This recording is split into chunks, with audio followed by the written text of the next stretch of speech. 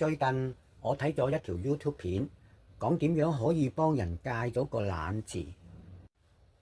講到個懶字，我就成日見佢哋有兩個情況㗎噃。一個呢，經常聽到佢哋話好攰；第二個見到就係喺重要嘅事情上面，佢哋就會拖到最後1分鐘先至肯做。而更緊要嘅，睇到佢哋會搞到甩甩漏漏，俾人感覺做嘢就好唔穩陣。喺影片入邊嘅有一句話，我認為係人生勝利組嘅首要口訣。懶呢，原來係身心靈互相影響嘅結果嚟嘅。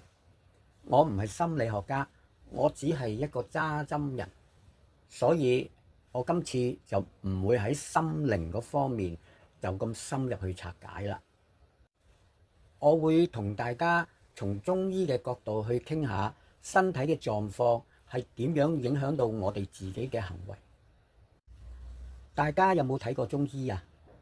經常呢啲中醫話唔係你陽虛就話你氣血不足，或者話你好濕。有冇諗過陽虛、氣血不足，又或者濕，都係成為懶嘅一個嘅道理喎？中醫有一本脾胃論嘅著作就講過噶啦。佢話一個人又懶又成日想瞓覺，罪魁禍首原來就係脾胃功能係唔夠啊！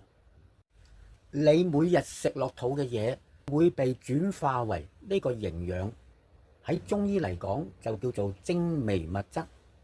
身體吸收之後就會產生 ATP。ATP 就即是係中醫所講嘅陽溫啦。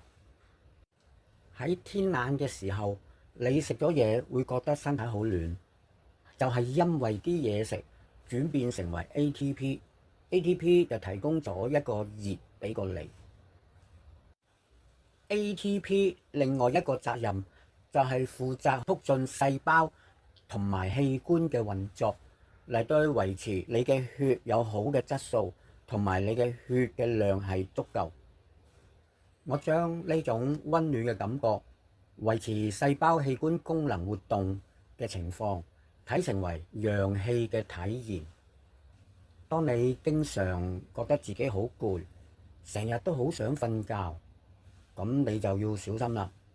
你好大機會係脾胃就唔係好足夠，陽氣同埋血亦都唔多理想啦。有啲人經常覺得好攰，唔想喐，手腳又覺得好重，個腦亦都唔想去諗咁多嘢，咁你就要留意啦。呢個好大機會就係中醫所講嘅濕重。試諗下，一個人又唔夠氣，又唔夠血，手腳又唔願喐，意志力就自然會好薄弱。遇到啲冇興趣，又或者係壓力大嘅事情，自然就想逃避噶啦，亦都唔好話叫佢去處理啦。點解人家覺得我哋辦事能力有問題呢？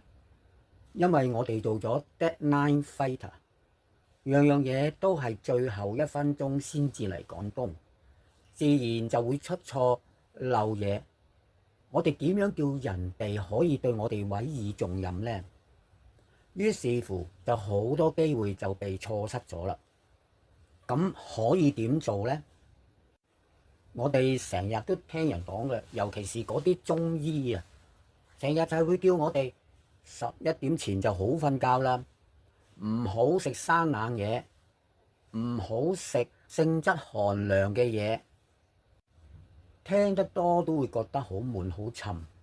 不過唔好意思喎，原來呢3樣嘢就係造成我哋懶惰嘅致命傷。你哋有冇聽過？經常會有人去問一家大細呢，煲啲咩食好嚇，飲啲咩好？其實如果你咁諗呢，就有問題啦。原來除咗頭先講嗰3個情況，瞓覺啊、生冷嘢啊、寒涼嘢之外，係唔夠㗎，仲要跟翻你自己嘅體質嚟到去揾嘢食。因為咁做呢，先至能夠維持到你嘅陽氣同埋血液嘅良好循環。跟住落嚟嘅要求呢，就非常奢侈啦。喺而家我哋大家嘅生活裏邊，一早就起身返工，夜晚放工就已經好夜啦，天都黑晒，個人都攰啦。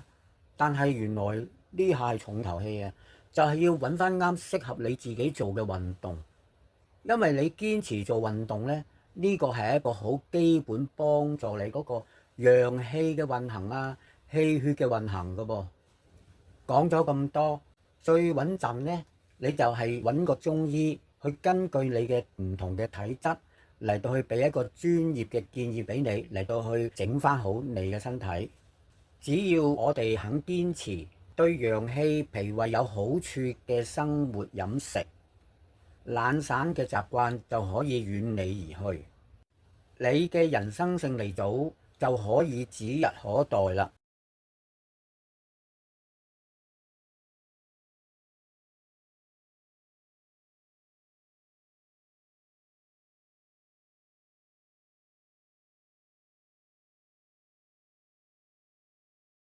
如果你對今集嘅內容有分享，歡迎你喺評論區分享你嘅回應，多謝大家。